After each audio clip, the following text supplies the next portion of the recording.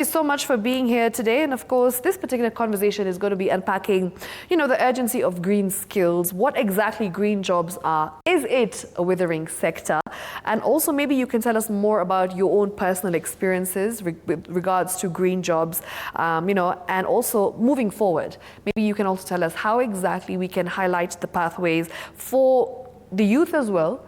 And in general, how exactly can we be innovative when it comes to green jobs? So I'm going to be starting off with our first question today, and I'm going to be having this conversation with you. Remember, you can also join us on all social media platforms, and do let us know if you have an understanding of what exactly green jobs are. And if not, then you need to stay with us, because we are going to be giving you all that you need to know about this particular topic. So I'm going to be starting off with Sellah.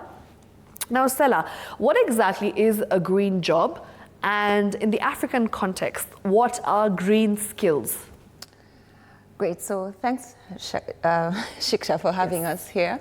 So basically, green jobs are economic opportunities that arise as a reason of either preserving the environment or enhancing its productivity. Okay. And there are different definitions of green jobs, actually. There's not been one common definition that's been adopted because it's a new sector. Yes. Where people are still trying to define it. So you'll hear things like direct jobs, indirect jobs. You'll hear, for example, if I work in the finance sector and I'm working in a renewable energy company, am I working in a green job? So there's still a bit of iteration or reiteration when it comes to the definition of green jobs. Green skills then become any form of competencies, knowledge, particular skill sets that you have that then enable you to participate in the green economy. Okay. And the green economy would therefore be any job, whether it's in the renewable energy sector, regenerative agriculture, waste management, any sector that enables us to be able to preserve the environment really can be categorized as a green job. All right, interesting. Thank you so much for simplifying that. I'd like to move over to you, Mercy. Maybe you can tell us more about your personal journey as a green entrepreneur and how exactly has that been for you? Yeah, well, my journey began in 2023. Okay. I was writing a research paper. Actually, we were 6 of us, and we were writing on energy efficiency and such in Africa. Right. And as we were writing, we discovered that nearly 30% of all energy in industries is wasted. And then, a few months later, we saw this call for Renewable Energy Innovation Challenge by Jacob's Ladder Africa. So we decided to join it, and then we remembered our research paper earlier. So we decided to take advantage of that gap and find a solution, and that is where Umeme Sense was born, and it has morphed into what it is today. Yes. Okay, thank you for that.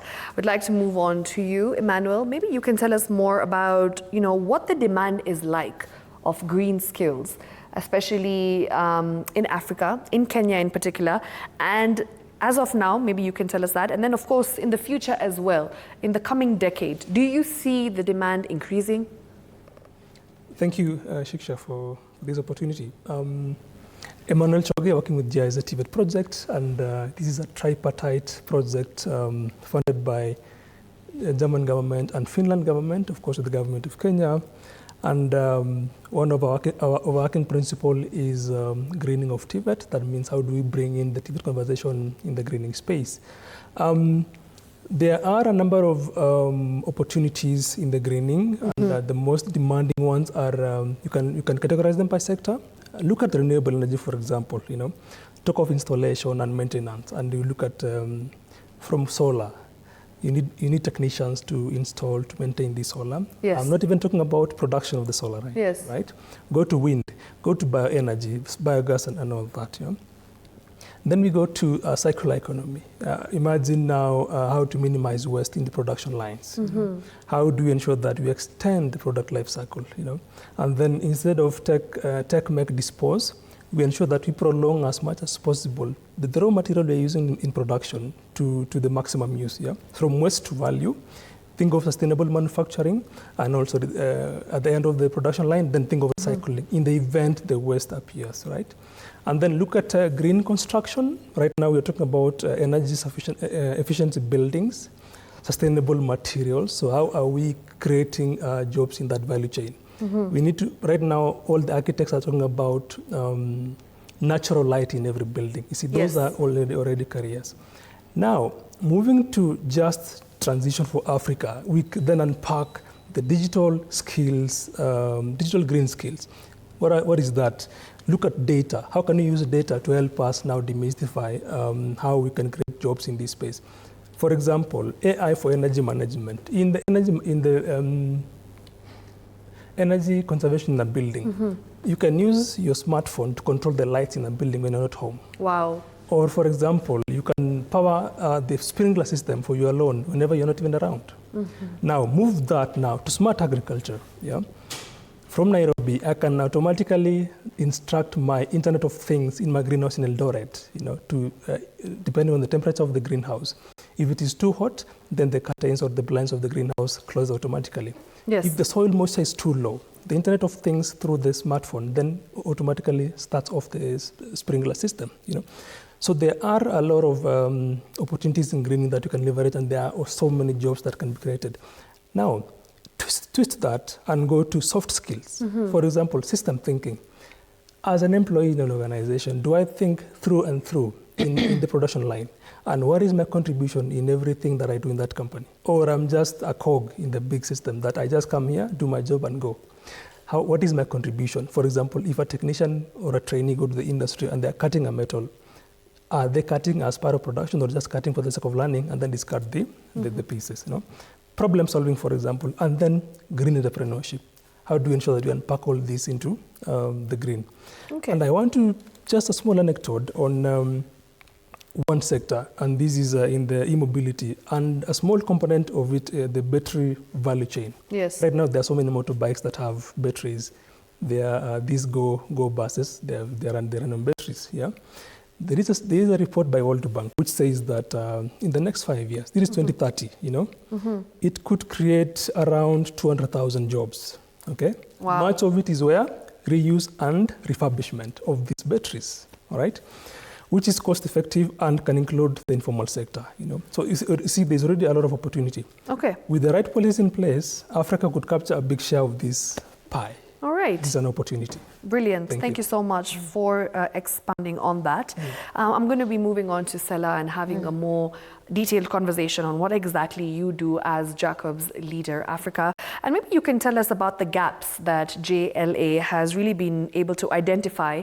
And of course, in result of the gaps, you have identified those gaps and then you've gone on to create the Green Careers Caravan. And this particular initiative is something that is really very outstanding, I would say. It's innovative. So maybe you can give us more details about what exactly Green Careers Caravan is, firstly. Sure.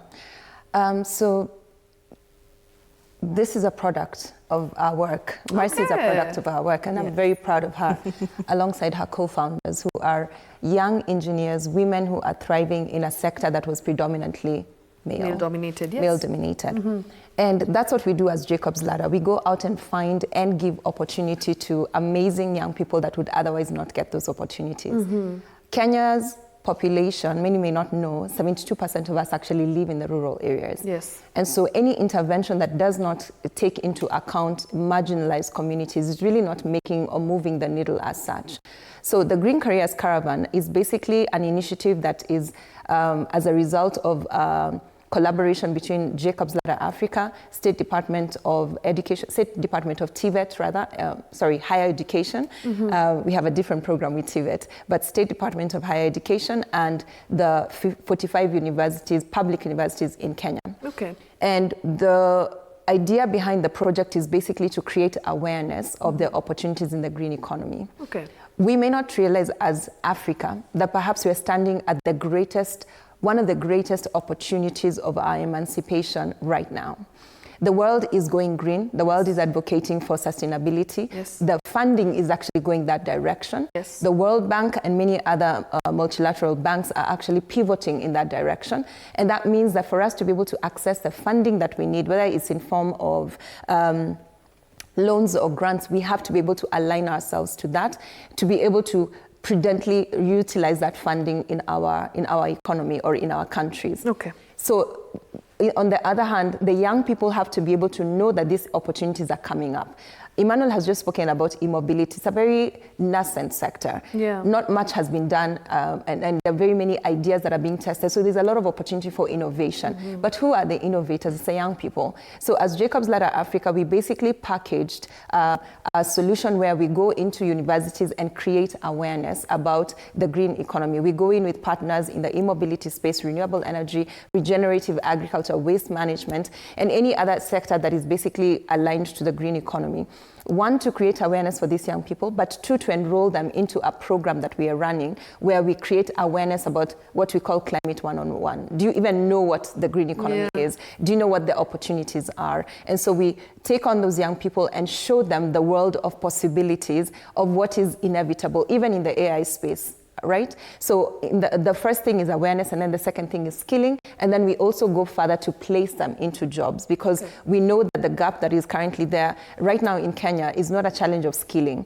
It's actually a challenge of relevant skilling and then placement, placement into the right jobs. And so we're working with employers and employment or employer bodies to be able to package solutions where we are able to partner with them to train these young people on the job. One of the things that Kenya has done recently, especially in the TVET space, is to be able to do this thing that is called dual TVET, where you do part-time in class and then the other time you're supposed to be working with an employer. But there has to be a lot of effort that is put in there, because it's one thing to launch a policy. Yeah. It's another thing to actually make it work. Yes. And some of these young people would otherwise not get those opportunities that they're getting right now through the program that we are running, by getting young people from universities and linking them to market opportunities. If someone is not doing the hard work of making sure that that bridge is actually is taken care of. Okay, all right, thank you very much.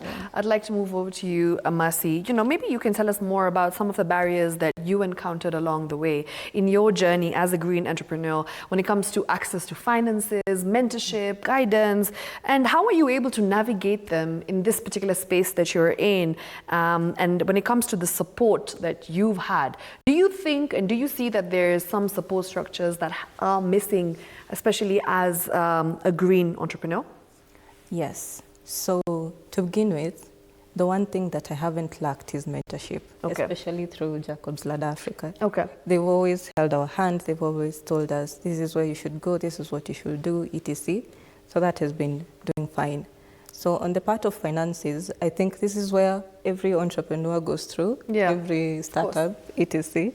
Yeah, so it was a challenge, and Jacob's Ladder Africa actually got us through the first hurdle because we needed money to create our first prototype. Yes. And then after we moved from that, we realized that we actually need a lot of money for research and development. And now to fulfill this new need, we decided to apply for grants, which fund research and development. Yes, which we have been able to receive, for example, from the Research to Commercialization Program, which is sponsored by Kenya National Innovation Agency. Okay. Yes, and we've also been given other sort of financial support in terms of travel grants to go to conferences, to go to exhibit our product, etc. And that has really, really helped. So where there is a gap is I have this opportunity where I have an idea and I can grow it. I can learn things through this specific program, which was called Jacob's Ladder Africa. But for some people, they do not have that opportunity. So I still think that is a growing sector that a lot of people need to invest their money in and their time in. All right, thank you for that. Emmanuel, in terms of competitiveness, in terms of jobs, especially when we compare Africa to in the global economy, right? Where we stand and how we can rank ourselves in the global economy.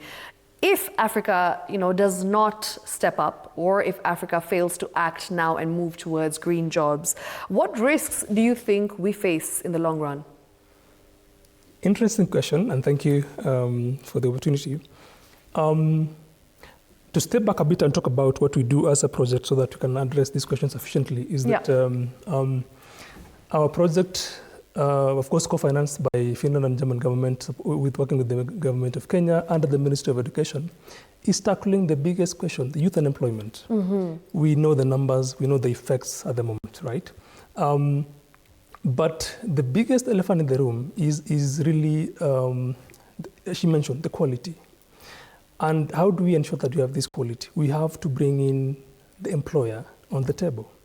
For a long time in Kenya, and I think Africa by extension, there's a lot of disconnect between the academia and the industry. Yes. Academia keeps on, in fact, tomorrow there's a graduation in Nairobi, thousands coming to the labor market.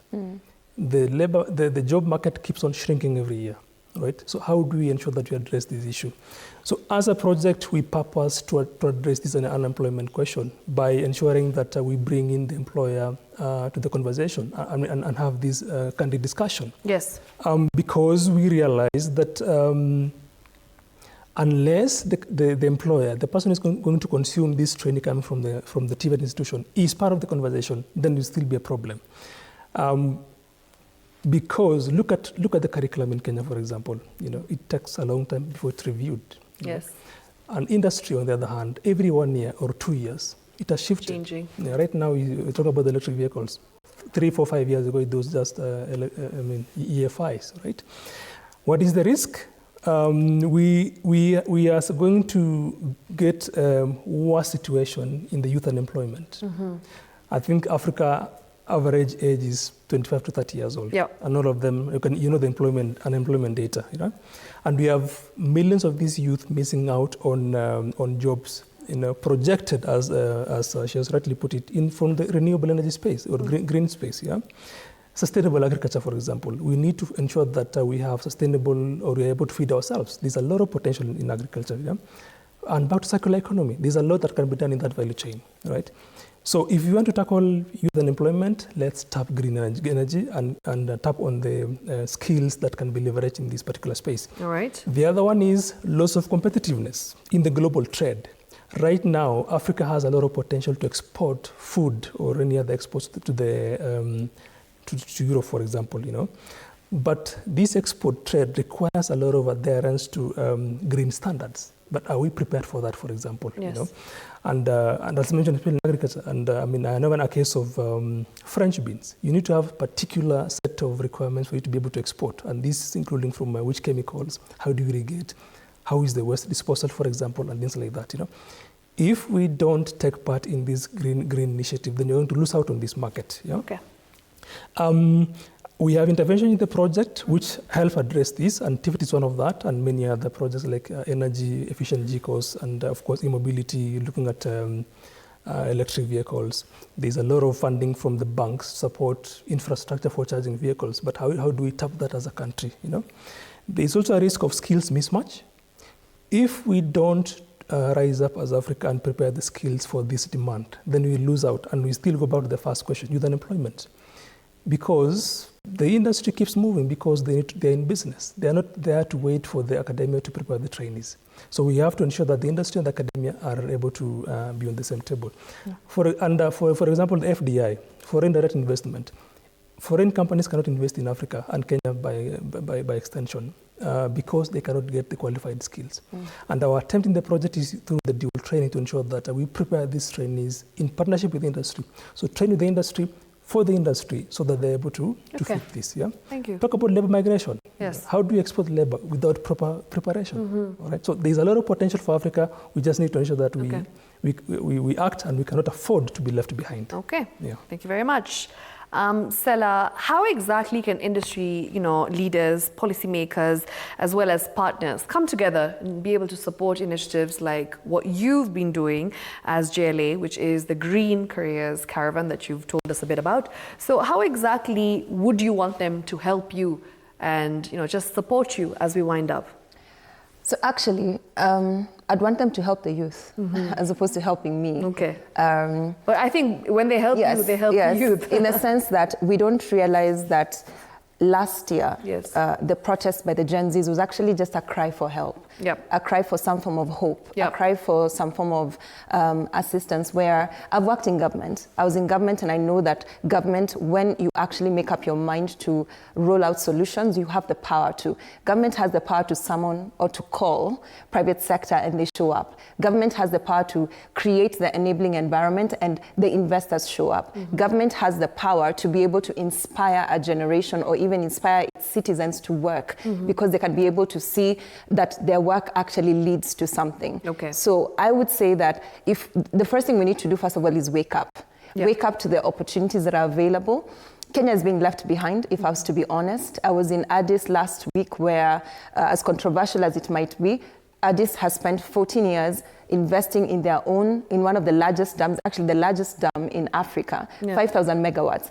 And we are happy to buy power from them, but we don't realize we have the same power to be able to produce the same. Precisely. And it's not rocket science. Yeah. In fact, I believe that a lot more investment flows into Kenya more than other countries, sometimes seemingly unfairly so, in the sense that there's a lot of donor, like we're those donor darlings in terms of, there's a lot of funding that could easily flow into the country. And all we need is vision, and then just the integrity to be able to present something that can be supported by various partners and people that actually are willing to support the country to move forward. Okay. We have a lot of expatriates coming into the country, but we risk losing jobs that would otherwise go to our youth if we don't do something about it. Yes. Like Emmanuel said, a lot of these young people are graduating from universities. A lot of new sectors are coming up. We've not even spoken about carbon sequestration, where you develop machines that are able to suck carbon dioxide from the air and store it in the ground. And these are technologies for which we are not prepared for in university, meaning that any of that investment that's coming into this country, there has to be someone else who's probably either being trained outside of university or outside of the institutions, or expatriates that are coming to do that work that would otherwise have gone to our young people. True. So first of all, we have to wake up. And then secondly, we are being left behind as a country. And then thirdly, we need to be able to have a systems approach to things. For example, one of my favorite projects in this country is the 15 billion trees project. We don't understand the potential that it has to be able to create jobs for young people, not just in terms of planting trees, but actually growing the trees and then looking at the value chains across. There's no reason why we have a shortage of seedlings in the country while we have a huge program like this. And many private sector organizations and foundations that would willingly back a program like that, but only if we would be organized enough to look at it from a systems perspective. The same goes for renewable energy. The same goes for many other sectors that we are looking at, like for example, agriculture, like Emmanuel has said. There are so many opportunities that we have, but we're not coupling them together to be able to create the solutions that would create the jobs that are required by our young people. And we need to do something fast because, as we know, it's 2 years to elections, and some of these young people are not resting. They're looking for leaders who will be able to provide them the solution and the hope that they need for them to be able to live the life that they believe that they deserve in this country. Right. Thank you very much. And lastly, Mercy, as we wrap up, maybe you can just give some advice and just some words of encouragement to people who are watching you and just people who want to get into the green economy but don't really know how exactly to do so. And what would you like to tell them just so that they feel encouraged? Yes. So I think it's just one thing. It's just that you will never be ready. So just start where you are. You have an idea, or you roughly have an idea. You just start, take the first step, and things will move from there. When you take the first step, join communities with the people that have the same ideas as you. You're going to learn from them, they're going to learn from you, and from then on, you will never be stuck. If it's learning about the green space, if it's getting funding for the green space, anything, you'll just get it as long as you start. So just start. Thank you. Thank you so much. That was an interesting conversation. Of course, we were talking about green jobs. With me, I had Mercy Runo, co-founder Umeme Sense. We also had Sellah Bogonko, co-founder and CEO of Jacob's Ladder Africa. We also had Emmanuel Choge. Not Chege, Emmanuel Choge, digitalization and Tibet specialist, GIZ Kenya. Asante sana, that was quite an insightful conversation. And yeah, keep, just pushing the agenda forward that green jobs, I think, is the future, just like AI is. Absolutely. And it's just that there's something that we need to know more about. So I'm glad we had this conversation to be able to be more of an eye-opener that there is potential to get a job in the green economy very easily in Kenya. They exist. They do. Yep. Yes. All right. Thank you so much for that. And of course, our question tonight on The Big Why is, can you build a future on a green job in Kenya?